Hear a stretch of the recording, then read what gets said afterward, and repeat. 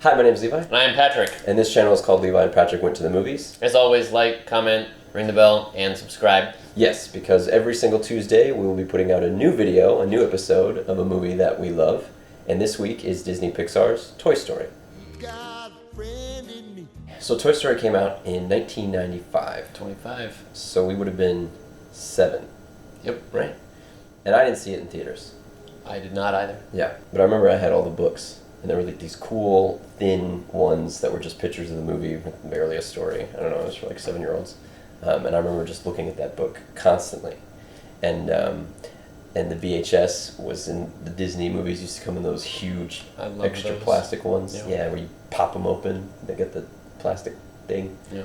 Yeah. And the cover was Buzz flying with Woody holding onto his arm. And I remember thinking it was just such a cool picture. I love those cases. They were that like off-white, the like eggshell white around the side. Or maybe they were just dirty. Maybe they started as bone white. I remember which was the first one, but some of them were different colors. That's right, Fantasia was black. Oh. And then one of them was green. Which one was green? Beer Pan? No, I have no idea. It almost felt like a book, because it had like the edges and the middle of it was deeper in. Mm-hmm. So when I was a kid, one of the ways I got into writing a lot, obviously I wrote my own stories, but I would just basically rewrite the plots of movies that I loved. Mm-hmm. And Toy Story was one of the first ones. I remember drawing pictures with it, but it was just, that's how I would write. Like I would, I probably just copied the book.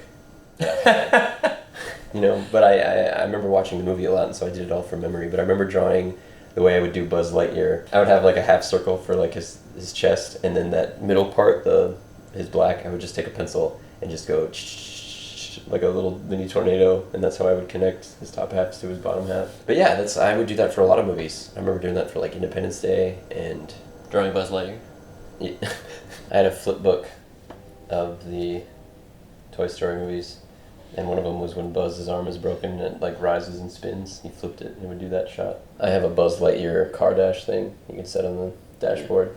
I've had that for ages. Yeah, it's got a little speaker. You press it, and he says different things. And I used to have the order memorized, so I could press it. And I would just say it along with him as I was driving around. I still have it. I remember pressing that button in your car. Yeah. The green car. I remember when I was in college in Minneapolis, one Halloween, I wanted to dress up like Buzz Lightyear. Because they had these really cool... They weren't costumes, but they had like different sections of Buzz Lightyear's space outfit that you could buy. So I had like a nice plastic flip arm thing, whatever that's called, a gauntlet. Communicator. Anyway, and then there was the chest piece with wings that actually popped out and the buttons that you could push, but it was a little too small for me. And then I was like, I was going to this art school and I was thinking like, I'll have my own homemade costume, and I had like a long sleeve black shirt, and I had taken a white shirt and like cut it to look like the top where it's just white, so then the black shirt would be the black that I was just talking about with the squiggles, but then I was just wearing jeans. And so rather than looking like a cool homemade Buzz Lightyear costume, it just looked like this weird guy who's maybe trying to get a buck on the street dressed up like Buzz Lightyear. The costumes that they have for Buzz Lightyear, like the Halloween stores or whatever, I mean, maybe like Disneyland has cool ones. They're just like that weird one piece, looks like pajamas. Yeah. But I always thought when I would sometimes daydream about like a realistic version of Buzz Lightyear, his helmet wouldn't have been the complete round dome that flips up. It would be kind of like, I guess, Master Chief from Halo, where it was more just tight around his face and had the in front. But I liked the blockiness of it. Like, I don't know how functional it actually would be in space, but it was almost robotic, like armor. I like the design of Buzz. I just think everything looks cool. His little boots, his knees even have that like shield thing a little bit, and then after his waist, his top is big and bulky. It's not like he's like huge and muscular, but also like he's got gadgets. He's got buttons, the wings that pop out. It's almost like a jetpack, but it's part of his whole suit. Mm-hmm. And his little head with his little round ears, inside of the big dome. I've always liked that. I always thought Woody's knees were less visually aesthetic because they're sewn, so his kneecaps go inward. He was just kind of... he looked like an older, less cool toy, which is the point. Yeah, I was like, you're cutting right to the core of it. That's the problem in the movie. Yeah, I know. But, not just like the pull string versus Buzz's buttons. Like, I get that Buzz is the new toy. But I just always thought Buzz looked really, really cool. Yeah. And Woody had far less of a visual aesthetic than he did, like the emotional or nostalgic or retro whatever, Right. from Andy's point of view. Well, plus Buzz, look at him. He's got more gadgets than a Swiss Army knife. Yeah, even in real life, the toys, I remember having Buzz Lightyears and like solid, and then years later when we were adults, they actually released the ones that were like in the movie with the box was even the spaceship. I was like, we didn't have that. I always just thought it was so annoying as a kid. It's like, why wouldn't you just release one that's exactly like in the movie? Yes. But it was always something just a little off. You had set up, your movie's about toys. Just put out those toys. So anyway, the toys that I did have a Buzz I liked playing with because you could like hold them by the waist and it was like solid. Whereas the Woody one that I remember having is he had in the back of his knees, he had little pockets, maybe around like his butt. That's where you put your fingers in, and that's how you could walk him. But then this top would just be flopping around. What's the other hands for? But it is just funny that that's how it would happen in real life. Yeah. You grow up with your Woody toy, and then you get this cool Space Ranger. I do not remember the first time that I saw Toy Story. And it's just one of those movies that was just, it's in your life. It's like it's always existed. Right. Yeah. Like I remember meeting my dad for the first time. But he's been there. And my dad is like Toy Story. One thing that I do like about the movie is that Andy has this hodgepodge of random various toys. Yeah. And there's no like necessarily cohesive collection. Like, Right? what kind of kid is he? Right. But it was relatable as kids because I remember we had bins of just toys that who knows where we got them from. And you would put the most random ones together. Like I remember I would have G.I. Joes, but I had this like realistic looking plastic bull. And so my G.I. Joes would ride the bull. And actually, I haven't thought of this toy in years, but I had an old cowboy doll, literally, where it was, I mean, he was fully plastic, but his elbows bent like this and his knees, and he was just completely brown. And he had like this yellow rubbery vest. And he used to have a hat maybe, I don't know, but his hair was like white, kind of styled like yours right now. And I remember playing with that toy a lot, and it was just because it was there, you know? But yeah, so anyway, so Andy has like this piggy bank of Mr. Potato Head, Barrel of Monkeys, Random Army Men, and he just creates an entire story with them, Yeah. and that's what kids do. Oh yeah, we had those Barrel of Monkeys. I remember we had those before I saw Toy Story, because it was like, my toys are in this movie. That's cool. We never had the little army men or anything else, but one thing I've always liked is that Bo Peep wasn't necessarily a toy, right? Wasn't she was a sheep part of a lamp? Yep, she's part of a lamp. Yeah. A lamp. A lamb. Lamb. A lamb. Oh, I'm sorry, did you write the movie? Was that joke, you put that in there? Let us know in the comments. What were some of your favorite toys? Did you ever pretend that they were alive like Toy Story?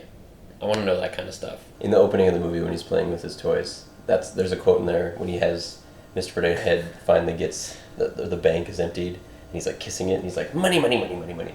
Like I say that a lot. It's one of those movies though where we could probably quote most of it, and it's one of those movies where I quote a lot in my real life. Yeah. It's partially just because it's been with us since we were 7. It actually has so many applicable moments. I've always said, you're a sad, strange little man, and you have my pity. Farewell. Sometimes you gotta tell people it's from Toy Story though. They're just like, what'd you say to me? Did you say sad and strange and little?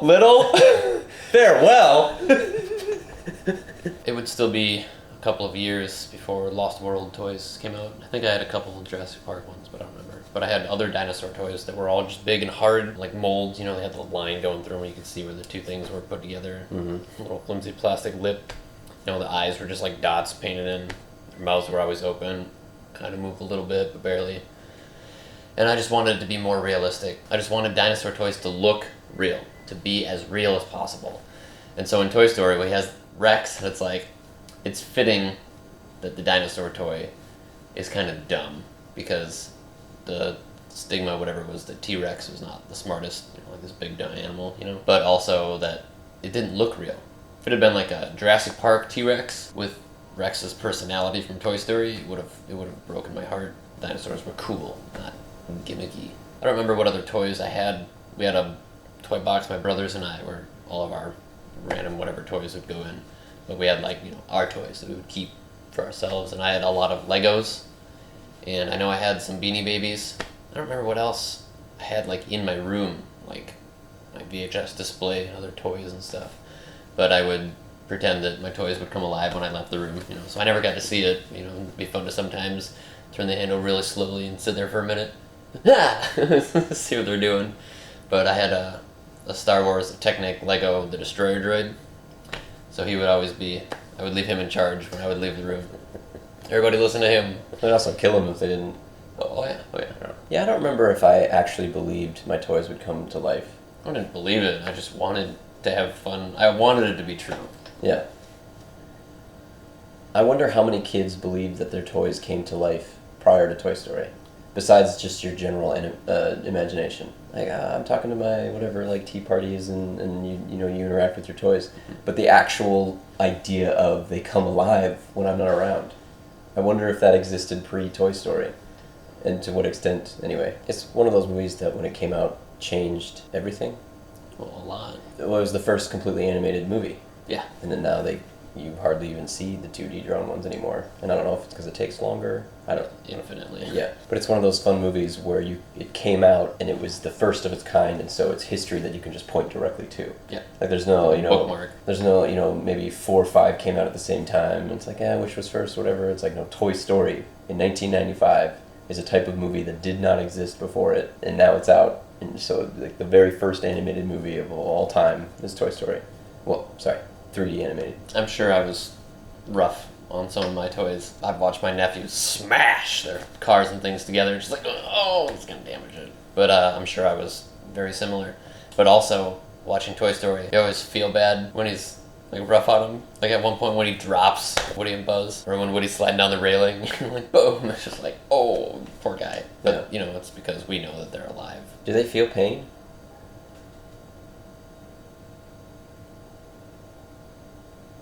I don't know. And like, where does a toy go when it dies? Like when Sid blows up that army man at the... That is interesting. Yeah, there's a lot of fun conversations online about kind of the world of Toy Story. Like, why do they freeze when people are around? Like, is it instinctual? Because even Buzz doesn't believe he's a toy, but when Andy shows up, he freezes. How did they come alive? Obviously, the movies don't talk about it, which is fine. You don't need to. But, like, do they have a soul? Do they go somewhere when they're dead? They're, like, sentient, right? But they're toys. So it's fun to take it to an extreme of realism and whatever. Because there are a lot of questions. There's a toy purgatory, and they're all waiting for toy Jesus someday. Well, if everyone on Earth found out toys were alive, would they feel bad keeping them in packages? Would there be toy rights? Yes, there would. Would they be expected to contribute to society, start paying? And then also, well, we would create the toys. So. Yeah, the manufacturers would have a big hand. Right. They could save so much money if there wasn't toy labor laws. You just have a whole bunch of Buzz Lightyears building all your stuff instead of little workers. It might be kind of annoying to have a bunch of Buzz Lightyears, though, because they'd be constantly trying to get to space. Like an Iron Man. Like when it's like, what are you building? This doesn't look like what you're supposed to be building. Yeah, well, and then also, too, it's Woody, for example, has been around since the 50s as a toy. Was he alive the entire time? Or do you become alive when there's a kid? But no, that's not true, because in Sporky. In Toy Story 2, all the Buzz Lightyears are alive in the boxes. It'd be a terrifying world if you found out suddenly that every inanimate thing was alive. And yeah, like a lamp, we were talking about Bo Peep, she's alive. And so if you had like an ornament toy, is that alive? Yeah. Oh man. Everything's alive, huh? Yeah, do toys get traumatized?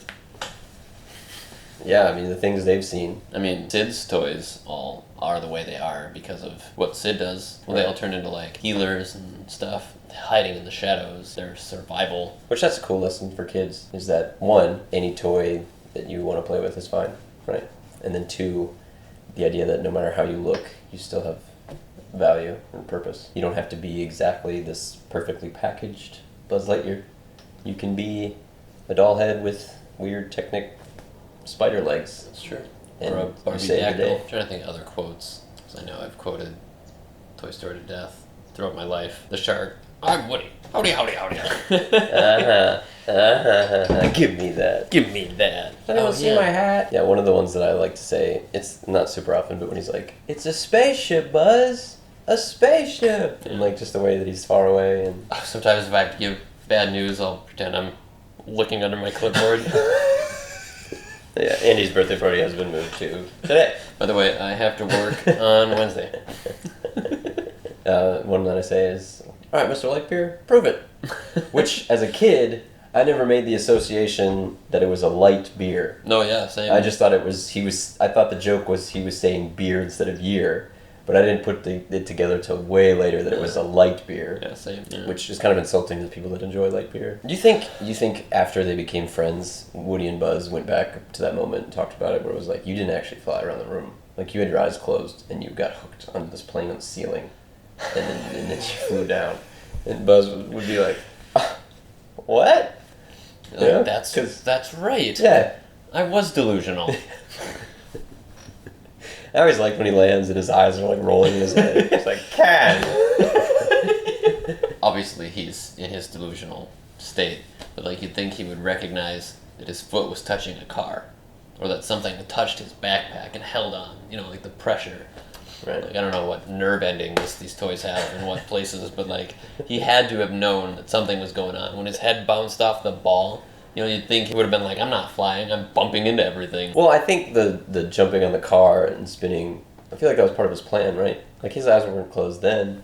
I don't remember when he closed his eyes. I feel like it was right away, but you could be absolutely right. And yeah, maybe he was like, well, I can't launch, but once I'm in the air, I could fly. Yeah. I don't know. Yeah, I feel if it were me, I'd do a different test. Be like, fly out this window. Well, he does get knocked out of a window. What? Be like, you got your jetpacks, right? Like, go straight up. Yeah, why don't you give me one of those leaves? Yeah, Woody really didn't take advantage of the fact that this guy was crazy, and there were innumerable ways to prove it. It's so true. Yeah. Like, you know, the neighbors next door have this vicious dog that destroys toys. Why don't you go shoot him with your lasers? Which, you know, it didn't help that the other toys were like, you're so awesome. Poor Woody. I'm from Mattel. Well, I'm not actually from Mattel. The feeling of Andy getting Buzz, getting new bed sheets, posters, and everything. Like, obviously we're focused on Woody feeling replaced. But as a kid, you know, like when The Lost World came out, everything changed. Like, I had a Jurassic Park pillowcase, but I didn't have, like, the bed set. Yeah. But I wanted it, and when he fell in love with something new, and it was like, this is everything now. That's funny. I've never thought of that way before, where you kind of, not that you think Andy's a bad guy, but you kind of, Andy seems flippantly, like, switching over. But yeah, he's just a kid that loves this new thing. This new awesome toy. Yeah. That everybody loves. You know, it's advertisements galore. Is the new big thing. They got bed sheets, pillowcases. Yeah. Not a flying toy. Yeah, I don't remember the last advertisement that flashed something. Does not actually shoot bullets. Okay. Oh, that scene when Buzz sneaks into the room and watches there's someone in there sleeping, like Sid's dad. Yeah. That's like a whole other world that I've never thought of before. Yeah, well, we hear his mom's voice. Yeah. Sid, your Pop-Tarts are ready. Oh, Roy! Oh, that's one that I quote all the time. You know, Oh, Roy! Is he supposed to be the same age as Andy? He seems a little more mature, I think but he's it's a little like, older. maybe because Evil seems more mature. Well, they're not in the same grade. They're just neighbors. How do you know that? Because his house is next to his. I wonder if Andy and Sid ever hung out. They had to have, right? Maybe when, yeah, I don't know. I feel like it's Sid, Andy, Sid's sister, whatever her name is. Obviously, Molly's really young. I wonder if Sid's mom got along with Andy's mom. Maybe for a minute, till Sid started being evil and destroying things, then Andy's mom was like, I'm not going to let my child play with that child. Yeah. You know, the movie shows him as sadistic, right? Because he wants to blow everything up and he takes his toys apart. But really, he probably grew up to be like an engineer, figuring out how things go together and making new things. Garbage truck employee. Yeah. But he could have been an evil engineer. I mean, some of those things require a bit of talent. He had a vice in his room. Yeah. You know? So. He had a vice in his room. That's right. Yeah. He was a builder. Yeah. You know, and instead he gets traumatized by his little sister. That's probably why he ended up being a garbage man. Not that there's anything wrong with being a garbage man. You know, he knew the toys were alive. I always thought that scene was so cool as a kid. When, like, Woody turns his head around. He's like, so play nice. And then, yeah. The toys are alive. Or the car coming up out of the sand. It's just like, what did it do? Like, wiggle its wheels to, like, climb up out of the sand? Like, how did the car physically pull itself up out of the sand? It doesn't have legs. Well, maybe it's a... What are those? Suspends? What's the part of the car? Suspension. Yeah, maybe it was all the way up, like he was shrugging his shoulders, and then he just pushed him down. I wonder what Sid's life was like after the end of the first movie. To the garbage truck thing. Obviously, he changed his ways. He didn't destroy toys anymore. I wonder if he still had toys and just treated them with reverence. I feel like he would get rid of all of them. I feel like he would too. Especially knowing that as soon as he ran up to his room, I'm sure he looked around and was like, what have I done? Like the rest of these monsters. Yeah. All the toys from his room that went outside to scare him, did they just stay outside in the lawn? They never came back in the house? You would be terrified everywhere you went. Yes. Every time you saw a little kid with a toy, you'd be like, that toy is watching me. Like, do they all know who I am? Yeah, and I wonder if he ever grew up and got married and had kids, he would have to get them toys. Nope. I think his wife would be like, oh, really? He'd be like, we can get them a Nintendo and that's it. Our daughter wants dolls? Too bad. Oh, yeah, I've never really thought about how traumatizing that would be. Yeah. I wonder, toys never came alive for him after that. So, like, any of his sister's other toys, they never came alive in the house and just, like, looked at him to keep him on edge. Woody was just like, we're always watching, so play nice. But he probably didn't play anymore. But after that, he probably assumed that he had, like, some sort of episode. Because he never saw another toy move. It wasn't like a thing. Toys know Sid for the rest of his life, so they all keep an eye on him. So he probably was like, man, looking back on it, I think I went crazy that day. Yeah, he probably never told anyone, well, besides for shouting it to his sister. That's probably part of the reason why the toys don't just come alive for their owners that they love, because maybe they're aware that it would obviously change everything. The entire dynamic, yeah. But you never get played with again. That's the whole thing. You are his toy, and he loves you, and nothing better than being played with. They all strive to have a kid that plays with them. And so if you told them, like, hey, I love you, like, ah... I loved you more before you did that. You know way too much. I do remember being freaked out when the doll head on the Babyface. Babyface. That's what she was called. Yeah. What was the metal stuff? Like the Technic?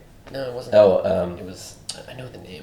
We had one. It was like a little car. That creeped me out. Well, the sound it makes is like, and you don't see the the legs head. until The eye, yeah. yeah. Ah! And you only see glimpses of the top of the leg in the light until it's full view, and then it rises up. Yeah. Oh, those toys really like to rise shakily. It's like their go-to move. Well, that's what you do when you're trying to be scary. I love the prison break that they do out of Sid's with like the duck with the fish legs thing through the light, catching the car to get the dog outside. Ring the doorbell. Yeah. Mm-hmm.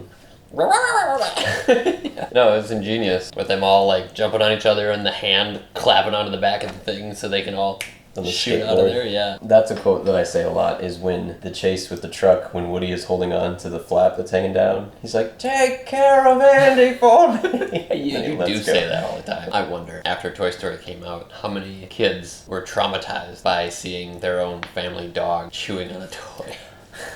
I don't remember then going home and treating my toys any differently. Like, I wasn't like Sid. I didn't like destroying things. I liked my toys to be immaculate. But I don't remember ever my relationship changing with my toys. And so it's kind of weird to think that a 7-year-old would still, that's a movie, this isn't real. Yeah. Even if I was playing that they came alive. We were talking earlier about how it was the first 3D animated movie. What I think is interesting about it is that for the leads they had Tom Hanks and Tim Allen. And Tim Allen was super popular at the time due to movies and Home Improvement. So he was like the go-to funny man in the mid-90s. But then Tom Hanks was just coming off of 2 back-to-back Oscar wins for Philadelphia and Forrest Gump. Yep.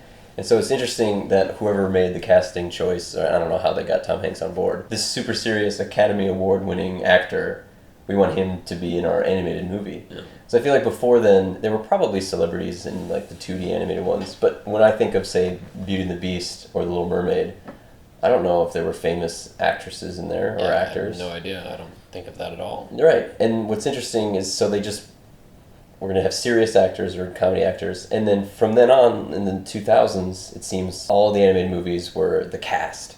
Like the posters would have like 15 names where it's like Will Smith, Justin Timberlake, and famous singer, actress, whatever, and that was the selling point of the animated movie. I think it's funny when Andy's birthday presents are coming in, right? Then the big one, or the little one that turns out to be huge, and they all like freak out. They're all trying to close the blinds, not because the kids are going to come see them, because they're afraid of the toys and they don't want to look at the box, you know? But also, what was in that giant long box? Was it the bed sheets or something they rolled up in a weird box? What toys did you need to get? You got a bunch of board games and stuff, you know? Maybe those were the Buzz Lightyear posters or something rolled up.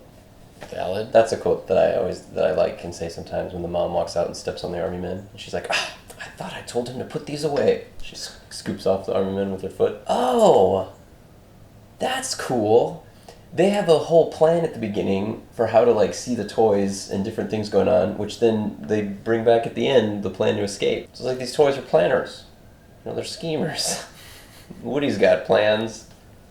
Buzz has got plans. But you know what I mean? That's interesting. It sets it up, and I've never made that connection before. The connection. That they know how to make plans to infiltrate real life without getting caught. Yeah. So at the beginning, it's like they do the army men coming at the down. end, you're saying the prison break from Sizzlers. Yes. Oh, okay. When you said the end, I thought it was like the end of the Christmas, because they do the walkie or the baby monitor and the plan together. Well, that too, yeah. Right, okay. That's like a literal bookend. But no, like Woody, when he's like, all right, here's what we do, it's like, oh, he does plans like this all the time. And even in the other movies, they have plans. And so it's just, cool. I love that when they're taking the baby monitor down into the plant, they've obviously done this before for other birthdays, Christmas, like, they have a routine. It's funny that they use the jump rope, which isn't necessarily a toy, more like a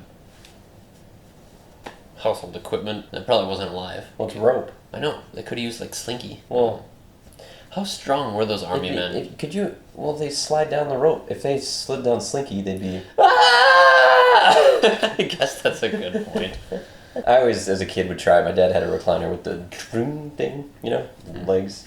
And so when they do that to Woody and he goes flying across the room, I tried that a few times with toys. Flop. Yeah, it doesn't do anything. Yeah. It just pushes the toy over and then... Stupid recliner. I remember thinking the movie was so realistic when it came out. When they go to the gas station after Pizza Planet, or before Pizza Planet, it just looked real, like the way the dinosaur thing was spinning and just the lighting and the dog looked real. But when you watch it again now, it's not that it's bad, but it's clearly how far they've come in terms of detail is incredible. And just, well, I guess it's been 25 years. It's one of those things where your memory of it, like video games people talk about online, where they picture Wolfenstein and it's like this perfect 3D whatever, then the actual game is just a bunch of pixels, barely a face. And Toy Story is obviously not like that, but it's not as uber realistic as my memories of it. I don't believe that man's ever been to medical school. Forgot about that. Yeah. Years of academy training wasted. It's like, what does he think? Blast him with your... Don't! What's he say? Don't play with that? Yeah. Oh, yeah. Careful with that! Yeah. Oh, one that I say all the time is when he first flips up his thing and he's tapping, he's like, Star Command, come in. Why don't they answer? Yes, you do. Well, you know, speaking of Buzz and his delusions, when he does the laser on Woody at the beginning, does he have it set to, like, stun? Because he's doing it right on his forehead and he's walking around and it's like... It's like, what does he think the laser's doing? Wouldn't he then have the realization where it's like, oh, I'm not burning a hole through this dude's skull? Yeah. Yeah. And then also, like, immediately after that, he's like, local law enforcement, about time you got here. It's like, oh, you just straight up were going to murder whoever showed up first. You know, just, you're dead. These are valid points. Local law enforcement. Where's that bonding tape? Buzz Lightyear needs more tape. Yeah, where's the bondage strip? And then when he pushes the button and the noise, he's like, and it just sounds like his head is shrinking. The air isn't toxic.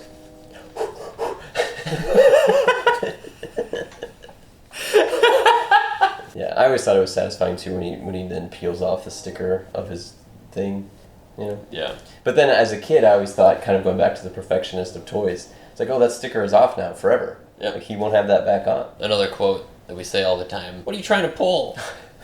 Nothing. And he's got his arm. Oh yeah, Buzz, can you lend me a hand? Yeah, clunk, clunk. So they Aren't you listening? I'm Mrs. Nesbit's. Wait, you know one line that I've always wondered, I've never looked up, when he says, you see the window? Look at the head. Didn't the head look good? Like, what is he actually saying? Because then Woody says, Buzz, you're a genius. He says something, he's like, didn't the hat look good? Tell me the hat looked good. Oh, hat. Yeah, I thought he was talking about some space term for the window, like his trajectory. Like, didn't the hat look good? but whatever it was. Yeah, what did Buzz do that Woody said, Buzz, you're a genius? He says, out the window, Buzz, you're a genius. There was this interactive theater experience we went to. I had a couple of drinks, but I went to the bathroom, and what was it? You had a zit. I had a zit. It was a zit. Right in the middle. Yeah, but I looked up at the mirror and I was like, oh, this isn't permanent. And I laughed so hard. So I went outside, told him, he laughed even harder. The part because Sid burns Woody right here, and he's like rubbing it, looking at the spoon. Oh, this isn't permanent. Oh, is it? Is it in the other movies? I don't think so. Is it washed off, or if they painted over it? Oh. Ow. Well, they don't show it, though. They don't show him painting over it. You'd think that would be a... Well, did they show the mark in the beginning of Toy Story 2 leading up to his makeover? That's what I mean. I don't know. I have no idea. Yeah, I don't know. But I always thought it was kind of gross when he had his head in the bowl. The Fruit Loops. Yeah. Old milk. Yeah. Then I also thought, too, like, who just leaves Who just leaves some Fruit Loops left in the bowl? Well, wasn't it on the floor? Yeah, but I mean, like, as a kid... Dog. I don't think that they're serving the dog Fruit Loops with cereal. No, they just gave him the leftover milk, and there were a couple pieces of cereal that the kid didn't eat for some reason. I don't know. I think it's supposed to be Sid didn't finish his cereal and set it on the floor. There's a spoon in there. If they were giving it to the dog, why would he have a spoon in there? It's at the end when Buzz and Woody flop into the van, and then Andy looks over and he sees them and they're at the top of the box. He's like, my toys! And the mom's like, where were you? And he's like, here in the car. And she's like, right where you left them, because that's where they get lost. And I feel like it'd be really suspicious in real life. And that maybe there would have been some more questioning as to, wait, what actually just happened right now? Were they in the top of that box? Yeah. Did you pack that box? Mm-hmm. Because I didn't pack that box. They weren't under the seat because I've cleaned this car out since we've been getting ready to move. Of course I cleaned the car out. But that's, if I was a parent and some kid was like, I just found my toys, I'd probably think, well, yeah, of course you lose all your stuff all the time. Yeah. Like, I don't think I'd be like, are you sure they didn't just fly in through the window? So yeah, the mom was probably just driving. She's probably super stressed from the move, and her son is like, I found him! And she's like, see, right where you left him. Oh, it's interesting that Molly sees them in the rearview mirror behind the thing. She's too young to remember. Yeah. That is an interesting detail. I never, when all the little aliens in the vending machine are like praising Buzz, and they're holding on to him, and Woody's trying to pull him, he's like, let him go, you zealots! Like, I never knew what zealot was as a kid. Yeah. So I just thought it was some sort of, again, maybe some sort of space insult. What Woody goes through, from the jealousy of Buzz to the Andy can only take one toy to Pizza Planet, I'm going to knock Buzz down behind the desk so that I get to be the one. You know, like, he's almost like going crazy with his jealousy and his abandonment. And so he does do something mean. He's going to knock Buzz behind the desk. That's very, very mean. What if Buzz stayed there for like the whole week and a half leading up to the move, or however long it was? When Woody does end up lost with Buzz, I'm a lost toy! Really feel it. Like, oh man, obviously the point of the movie now is to get back to Andy. But like, Woody thought he had it bad when it was just Buzz was the favorite. But now the stakes are really, really, really high. Yeah. Not only does he have to get back home, but he can't go home without Buzz. Yeah, I do remember though thinking as a kid when they're all confronting Woody about, you pushed him out the window. He's like, it was an accident. Why doesn't he tell him? Why doesn't he say, no, I was trying to knock him behind the desk? Yeah. Like, they probably wouldn't believe him. But still, he kind of downplays it a little bit. Mm-hmm. And he's just, oh, Actually, he's trying to say something. Oh, man. And then Potato Head is kind of an antagonist only in that we as an audience know what's actually happening. And Mr. Potato Head thinks that Woody is just this, you murderer! Right? And so he's doing the right thing. But at the end, when Buzz and them are there and he doesn't want to help them, it's... Throw him overboard! Yeah. It's so satisfying when he gets hit and smashed by the car. When Buzz is getting all the toys on his side, little montage where he helps Rex roar with his like posture. I love in Toy Story 3, because the beginning is all the imagination part of what actually is in the first scene of the first movie. Being a kid and doing things like that, well, I brought my dinosaur that eats force field dogs. You know, like, I'm going to trump whatever you do, regardless of the logic. And I'm sure I did that plenty, where it's like, I don't care what you bring up, mine beats yours automatically because I say so. Yeah, so I love that detail. My nephew does that. Oh, yeah. I had a toy Slinky. Oh, yeah. Underneath its feet was wheels, and you could pull it with a string, and it would move. And I always felt bad for Slinky at the end when he's all like stretched out, and then when he flies back in, he's all twisted. Yeah, it's funny how the movie ends with like a chase scene. You know, like a dog is chasing this car, and they're trying to get to this semi, and it's just funny that when they were writing it, their climax was, why not a car chase? Another quote that I say all the time is when Woody is pushing, or when Buzz is pushing the toolbox off to free Woody. He's like struggling. He's like, almost there. We were talking last week about plots that scene A happens, so then scene B happens, so then scene C happens. And this is a perfect movie of that as well. It's not very long. It's only like an hour and a half. But you couldn't take a scene out of that movie because it wouldn't make sense. You could take out the scene where Bo Peep is like missing Woody, and she's like, oh, they're out there somewhere. Right?